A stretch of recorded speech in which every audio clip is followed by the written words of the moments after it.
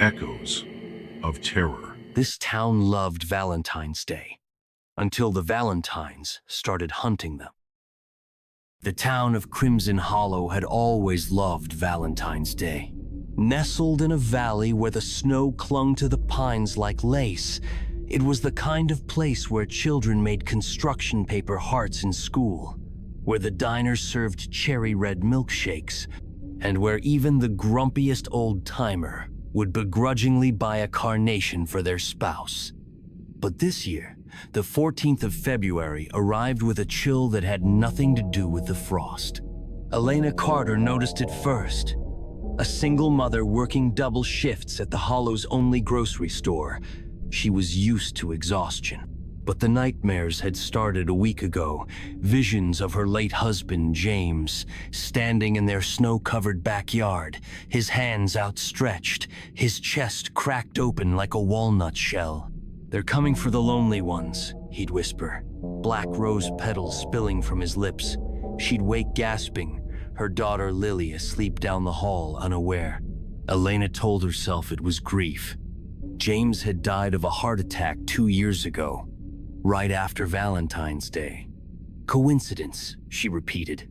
But then the Valentines started appearing. Not the sweet, glittery kind. These were made of thick, yellowed paper, sealed with wax the color of dried blood. The first one showed up in Sheriff Sam Garrett's mailbox.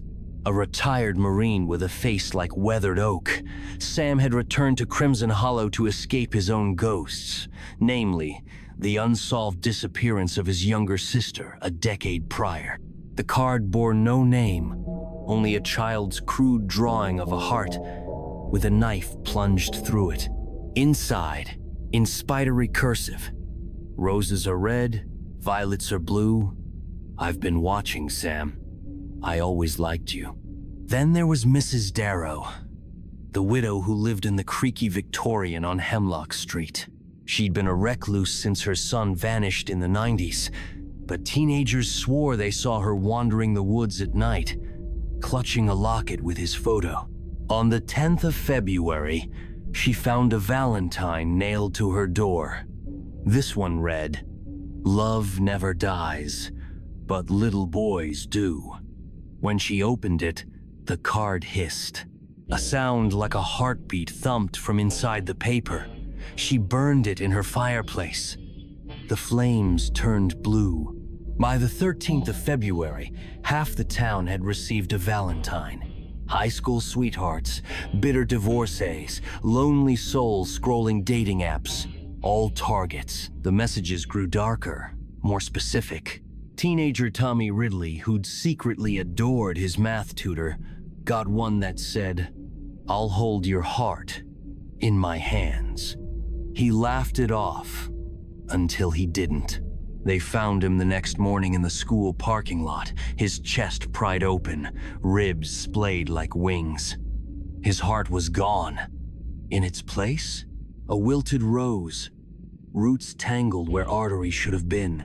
Elena stood in the grocery store aisle, staring at the Valentine's Day display.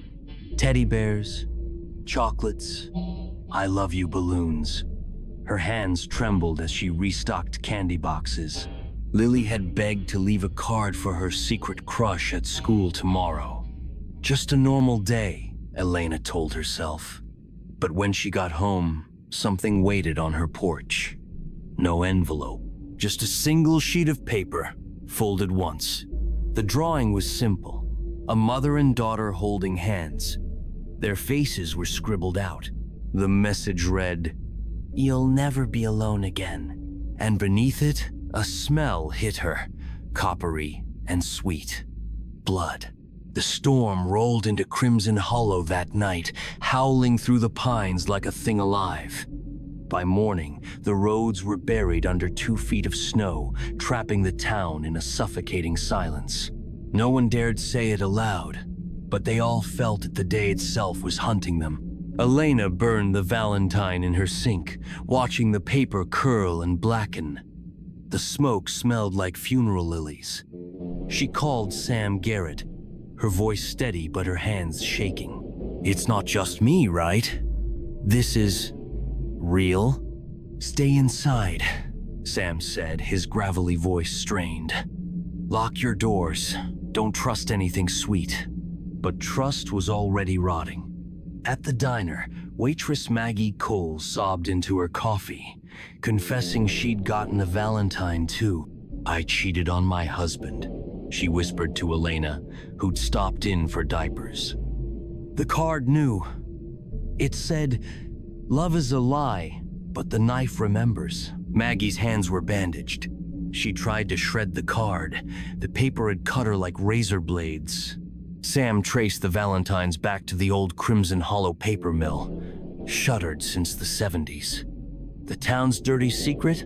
The mill's founder, Silas Voss, had been a bachelor who drowned himself in the river on Valentine's Day, 1948. Locals claimed he'd gone mad after his fiancée left him at the altar. But Sam's flashlight beam caught something in the mill's rusted machinery, a child's sneaker, caked in mud. His sister's? His throat tightened. Then he heard it. A wet, rhythmic sound. Squish, squish, squish, like someone pacing in soaked shoes. "Sammy," a girl's voice giggled in the dark. He fled. Meanwhile, Mrs. Darrow's Victorian house began to bleed. Crimson streaks oozed from the walls, pooling on her hardwood floors. She scrubbed until her fingers bled, but the stains always returned, forming the same phrase, "Where is he?" That night, she opened her son's dusty bedroom closet and found a Valentine taped to his Little League jacket. This one pulsed, warm and fleshy, like a living heart. The message, "You didn't search hard enough." Panic metastasized. The town's pastor held an emergency meeting at the church, but only 7 people came. The rest were too afraid to leave their homes.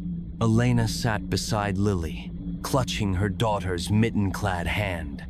Pastor Michaels preached about love casting out fear, but his sermon dissolved when a thump echoed from the confessional booth. Inside, they found high school senior Hannah Clark, her body folded like a origami crane, a Valentine stuffed in her mouth. The card read, "Love is patient. Love is kind. Love is hungry." Elena vomited in the church parking lot. When she straightened, she saw him, a figure in the woods across the street. Tall, gaunt, wearing a suit that shimmered like wet ink. His face was a blur, but his hands, oh God, his hands were moving. Peeled back to the bone, tendons squirming like worms, cradling a bouquet of roses. Their petals were black. "Lily," Elena choked, dragging her daughter to the car. "We're leaving. Now." But the roads were dead ends. Fallen trees. Abandoned cars. The radio spat static, then a voice, too melodic, too close, crooning, "You are my sunshine." Elena slammed it off. In the back seat, Lily hummed along. "Sweetheart, stop that," Elena snapped. "But the nice man taught it to me," Lily said, pointing at the empty seat beside her. "He says you'll stay with us forever." Elena's blood turned to ice. At the sheriff's station, Sam found the cold case files.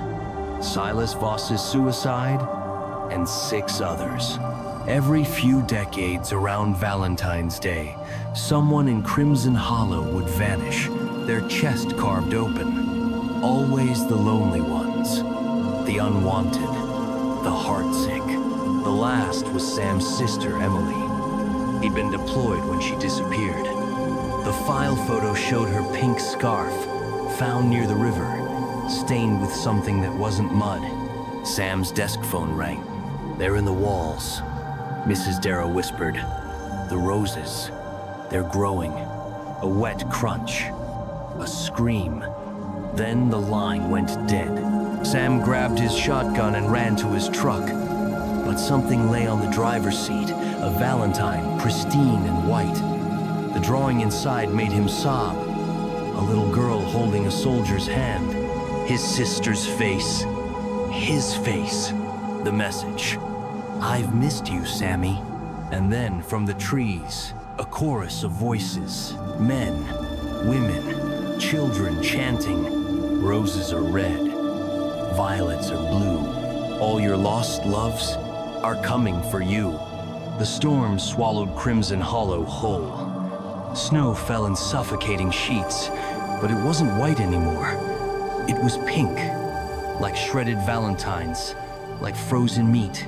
Elena skidded her car into the ditch near the paper mill, Lily screaming beside her. The gaunt figure stood at the tree line, beckoning with skeletal fingers.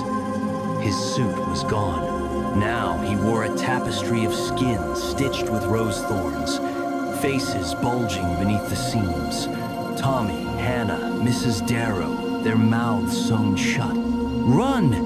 Elena dragged Lily toward the mill. Inside, the air reeked of iron and rot. The walls pulsed. Thump, thump, thump. Hearts, hundreds of them grafted into the timber, blooming roses from their valves. Sam was already there, shotgun abandoned, staring at the massive vat in the center of the room. It bubbled with a thick, crimson slurry.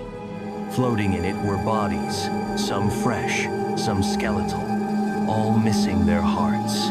Silas wasn't suicidal, Sam whispered. The town lied.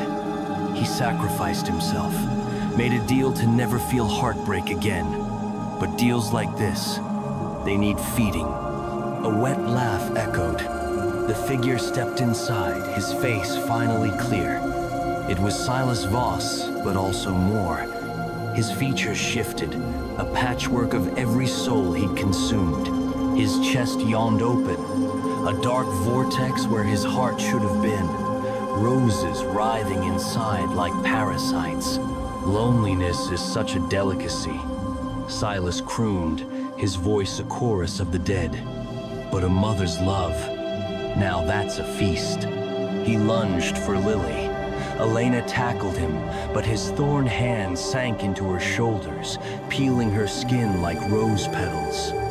Sam swung a rusted pipe at Silas's head.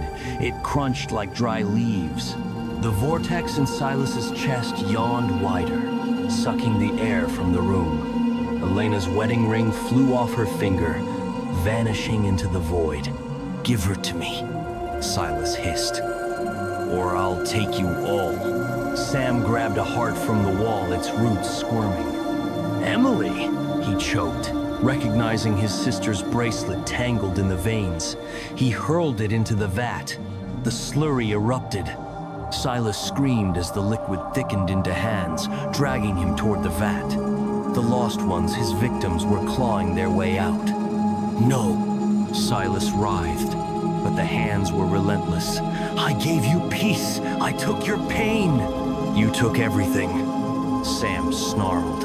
Elena crawled to Lily, but the vortex still raged, pulling them toward the vat.